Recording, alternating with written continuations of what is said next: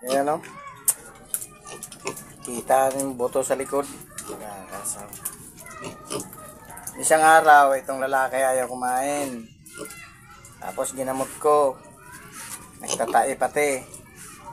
Pagka umaga, kumain na. Ito namang babae naman ang hindi kumain. Matamlay at wala bang ganang kumain ng inyong mga biik. So yan, pakainin po natin ng dahon ng Madre de Agua.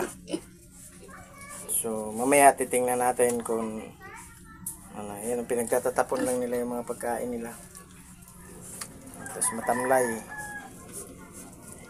So pakainin natin ng Madre de Agua. Tingnan natin mamaya kung effective ba, nakakain na sila ng maayos mamaya. So, karon pa ni sila ni Iwik. Oh, karon pa nangayo ni bahog. Adto mga ni Agi magkalingaw ra ni katuyog-katuyog. Karon murag malipay na ko kay mangayo naman sila bahog. So, yan na.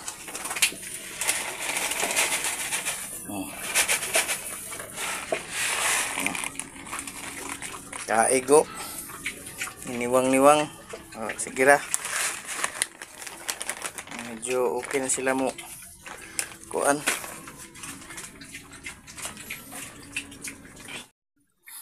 So ayan mga idol. Effective yung Madre de Agua mga idol na pinakain natin. Lumakas na yung pagkain nila mga idol. Oh. Ayan. So yung binuhos natin mga idol, sandali lang nila naubos. Oh. Mga idol. Effective yung Madre de Agua mga idol, tsaka yung dumi nila. Oh. Wala na masyadong nagkakalat dito na basa. Maganda mga idol, effective yung Madre de Agua na napanood natin na sa YouTube din. Tinry natin kung effective ba sa biik na matamlay tsaka mahinang kumain. So ayan mga idol, oh. Dadagdagan pa natin ng pagkain mga idol. Mukhang kinulang sila doon.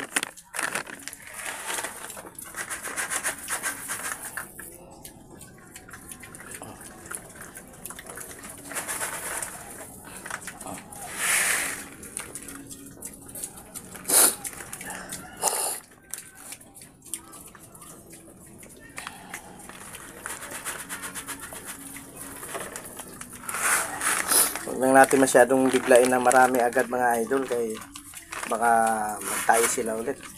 Kasi minsan yun din ang dahilan mga idol eh. Yung pagtatain nila ay nasusubrahan natin ng pagkain. Kaya ano din, tansya-tansya din mga idol sa pagpakain. So yan mga idol, thank you for watching.